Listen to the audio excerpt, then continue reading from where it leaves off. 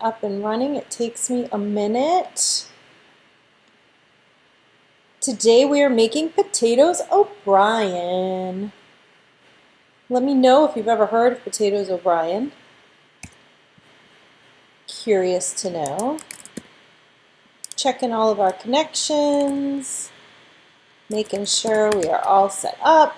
We're trying a new piece of technology today that should have us live on Instagram, Facebook, and YouTube all at the same time, but we need to figure out if that's actually happening or not. Okay, we're live on Facebook. Hi Facebook foodie friends. Give me a thumbs up if you can hear me and see me. I am going to go ahead and put the link in here for the recipe in case anybody wants to check it out as we are going along. Again, potatoes O'Brien is what we are making today. Potatoes. Give people a few more minutes to get on. I'm looking for those likes, people. Likes, thumbs up. I need to know you're out there and I'm not just talking to nobody. Come on.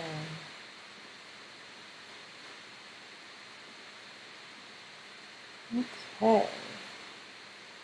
Getting that link in here for everybody. See. Okay, I'm putting the link in the comments. Still no one's talking to me. Where are my foodie friends today, guys?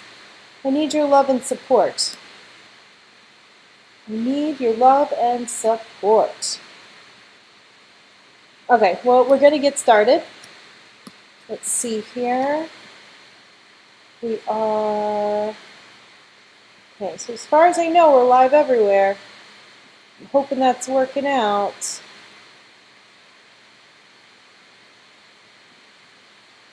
Okie doke. Okay, give me some thumbs up. Give me some hearts. I need to see everybody to know that you're there. We are making potatoes O'Brien. Potatoes O'Brien is one of those funny dishes that everybody thinks of for St. Patrick's Day. I think it's the O'Brien part, and they think of it as being super Irish. And, okay, apparently we're not showing up on Instagram Live, so give me 1 second. I've got a backup plan. I'm going to get that going.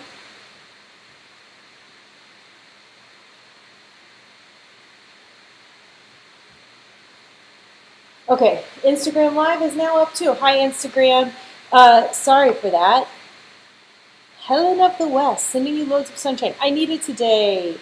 It is dark and gloomy and gross. It does not feel like spring, although it is a little bit warmer and our snow is finally melting. I am loving your sunshine. I'm giving you a heart right now. Love the sunshine. Okay, so now we're live on Instagram and all of the places. Please give us some likes, some hearts, some thumbs up, all of the things. Today we are making potatoes O'Brien.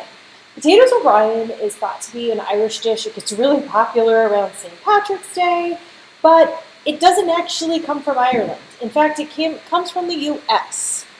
I found that to be extremely interesting. I only found that out when I started researching how to make the best potatoes O'Brien a couple years ago when I originally posted it.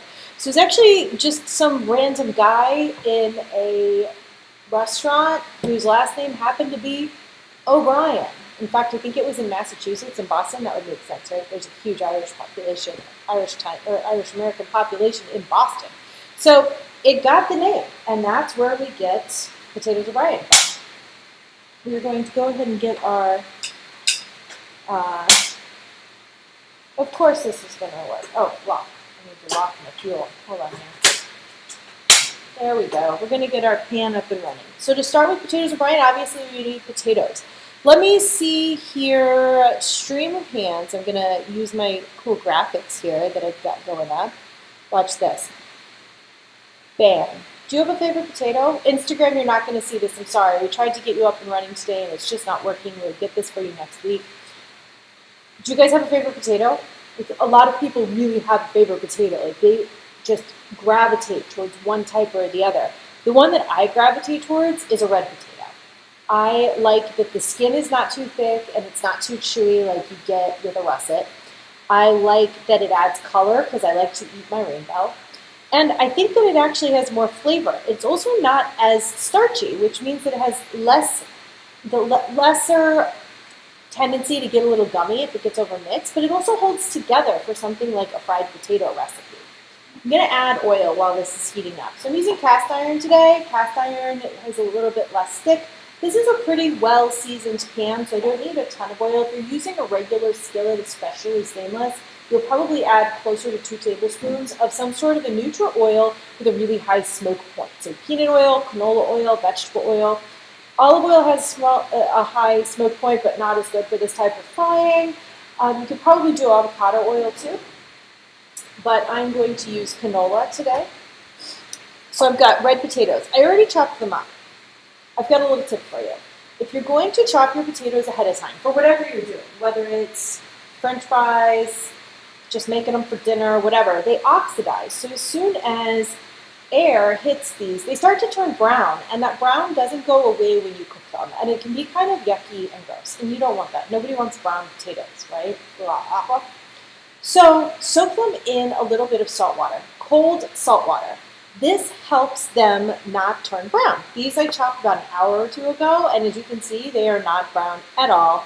I'm still getting the, I don't have the technology yet to go into a full close-up because I don't have a full camera staff here.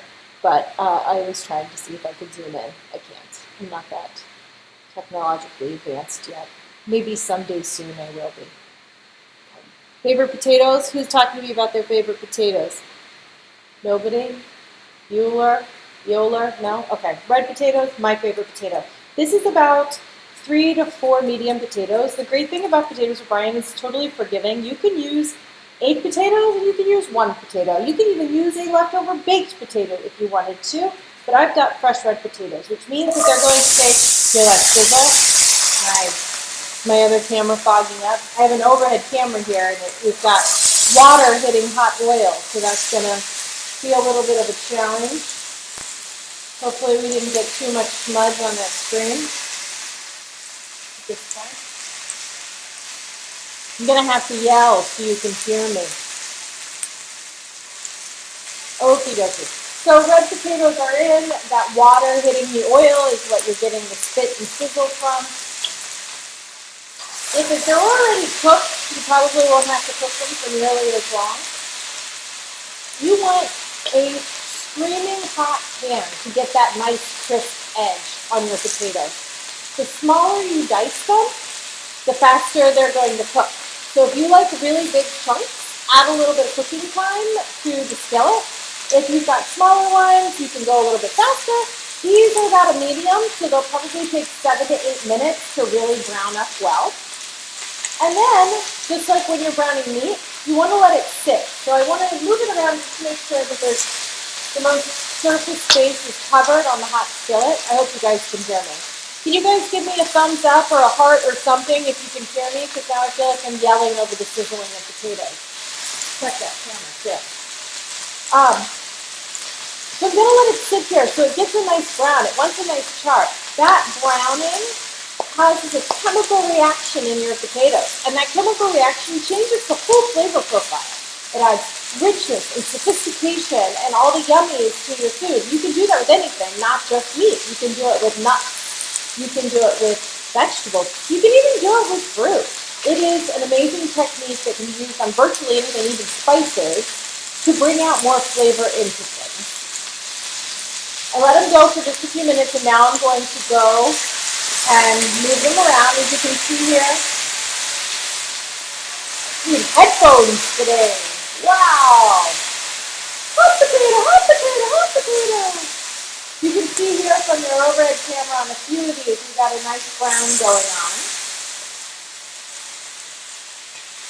As the water evaporates, we'll start to lose that extreme sizzle. While those are screaming at us, we're going to go ahead and start with our bell peppers. Traditional Potatoes O'Brien uses green bell pepper. I like to eat the rainbow, so I'm going to use the bell peppers that I already had in my fridge, which happen to none of them be green. But you know what? My Potatoes O'Brien is going to be prettier than everybody else's. You need about 1 cup of bell pepper. I'm going to use orange, a little bit of yellow, and some red. Going to have very rainbow colored potatoes O'Brien here. She's got these right. I'm going to use this for my chop. And put them in, slice them into about the same size. The trick here with both the potatoes and the bell pepper is to cut everything into a similar size. When you do that, then everything cooks at a similar rate. And that's really what you're going for. If you have a huge chunk of potato and then a little itty bitty tiny bit piece of potato, the huge chunk is going to need a lot more time to cook, and the itty bitty piece of potato isn't going to cook nearly as fast. And then you're going to end up with brown potato bits and larger potato hunks that aren't cooked, and that's no good. No one wants that. Okay, so I'm going to cut these into a fairly uniform size. I already cut up my onion. I'm going to use white onion today. Feel free to use red onion. I've even used scallions before and shallots. Scallions are green onions. Again, forgiving dish. You can basically use any kind of bell pepper, you can use any kind of potato, and you're going to get a really nice potatoes O'Brien. Ooh, look at that brown.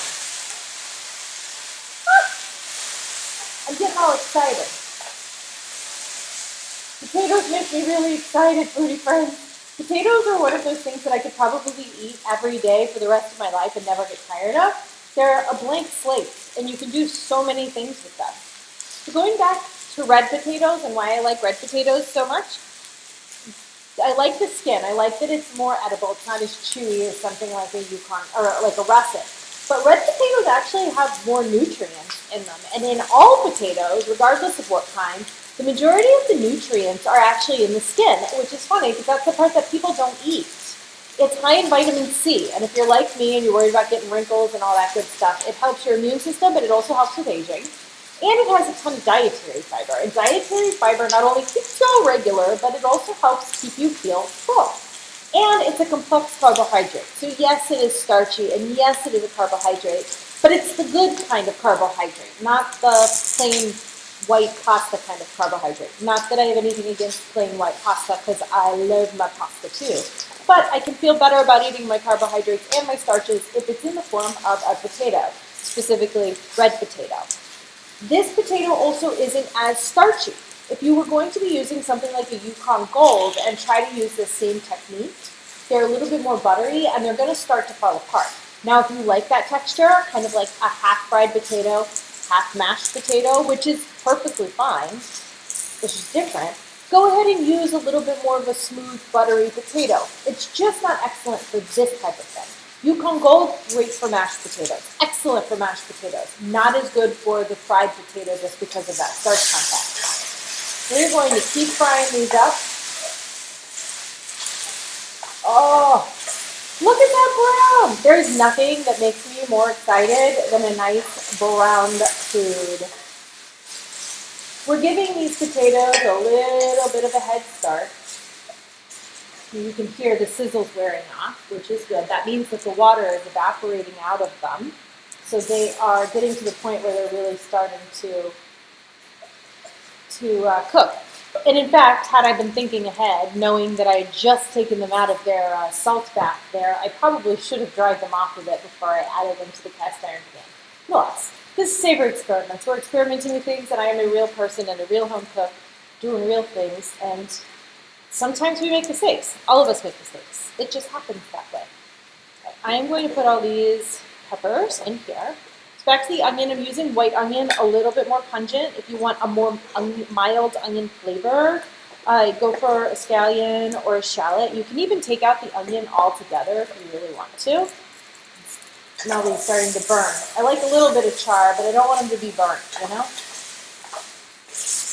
The potatoes are starting to soften up nicely, and it's at this point that I'm going to reduce the heat just a little bit so that I can add the onion and the bell peppers. They need heat to cook. We want them to soften, but we also want them to keep a little bit of their texture. I don't like a mushy bell pepper. I don't know about you guys. Anybody like mushy bell peppers? Mushy bell peppers. That goes in my rainbow bell pepper, as well as my onion. The onion and the bell pepper is going to infuse flavor. Let me turn down the heat there. I can smell it. You can smell it starting to smell like it's going to burn, and we don't want that to happen. I want these bell peppers to have a little bit of a toothy texture to them. I want them to keep their vibrant color, and I also want them to keep their snappy texture and taste. So I don't add them until the potatoes are nearly done, and I only cook them for 4 or 5 minutes so that they keep that body in both flavor and texture. And as you can see here, these red potatoes, they aren't breaking down at all. I'm not losing the shape of the potato. They aren't falling apart. They aren't turning into mashed potatoes. They're just staying nice and whole. At this point, you're going to want to turn it a little bit more than you were in the beginning because you don't want any of those, I'm flipping potatoes out of the pan, guys. You don't want the onions to burn on the bottom, or the bell peppers for that matter, and so you got to flip it a little bit more frequently. I'm going to add a tiny bit more oil to mine too. This is actually a fairly new cast iron pan, so I'm working on seasoning it, but it's not the best seasoned yet. If you want to know how to season cast iron, we have an entire article on that on the website on savoryexperiments.com. Also, how to clean cast iron. What's your favorite way to clean cast iron? Mine is with actually a potato and salt. I like to take the potato and use it as a scrubber and use the salt as an abrasive so that I can get any of the dried stuck foods there off. There is a difference between dried stuck food and seasoning, guys. Seasoning is going to add to the flavor. Caked on dried burnt food is not seasoning. So we're all on the same page. Okay, let me see here. Anything mushy is fine with you. So you're a mashed potato kind of girl. Crisp bell peppers. Yes, we like crisp bell peppers. Okay. So these aren't going to be that mushy. These are going to have a little bit of body, a little bit of texture to them. And now we're going to season them. I've got a little bit of onion left. Put that in there.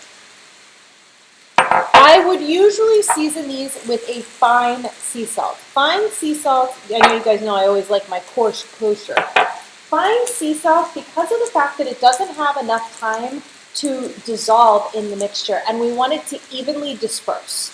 And fine is going to evenly disperse better than a coarse kosher. But, this is the caveat here, since I had these sitting in salt water for about an hour, hour and a half, they've really already been salted well.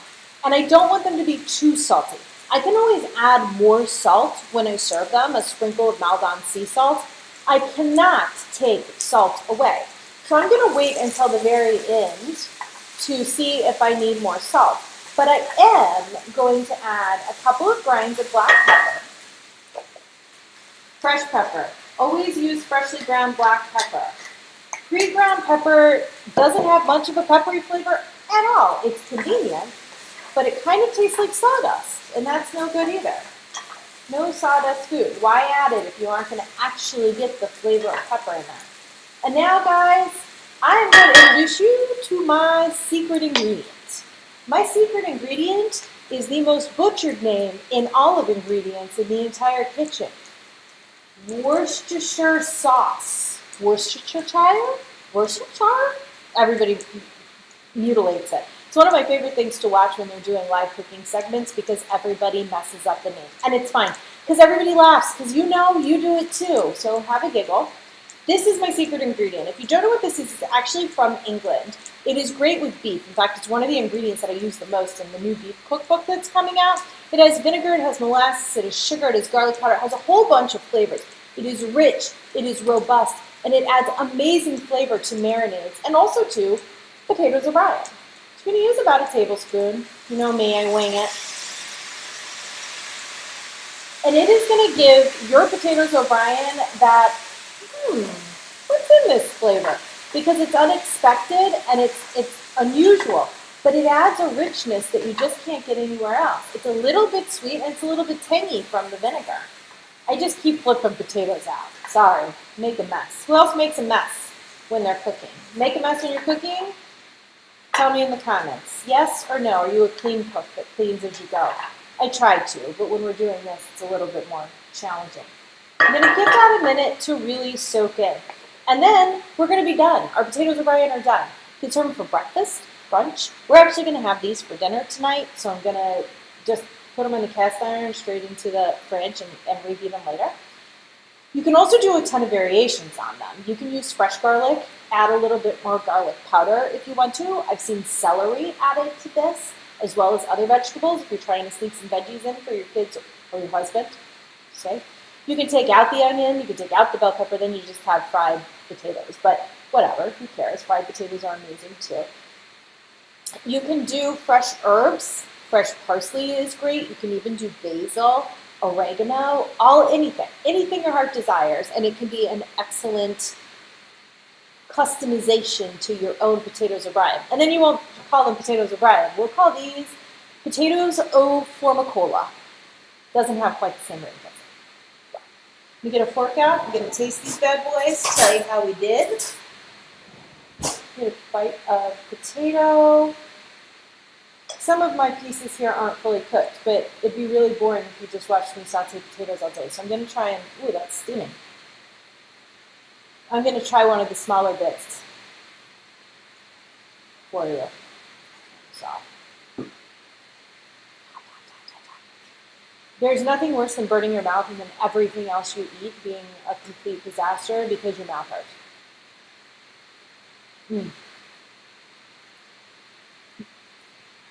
I'm looking for my secret ingredient. Guys, this is what makes it. The Worcestershire sauce is what makes it. You have no idea what you're missing until you add a little bit of this to potatoes O'Brien. Okay, next week we are making the best blueberry waffles. Blueberry waffles are easy, you say? Well, I have a tip that is going to make your blueberry waffles, really any of your waffles, amazing. Flippin' amazing, if you will. They're going to be light and fluffy on the inside with a crunchy crust on the outside, and people are going to think that you are a professional waffle chef. You could go work on a cruise line as the waffle guy. It's that amazing. So we will see you next week, 1 o'clock on Monday, Eastern Standard Time, Instagram, Facebook, and YouTube. From my kitchen to yours, we'll see you then. Have a great day.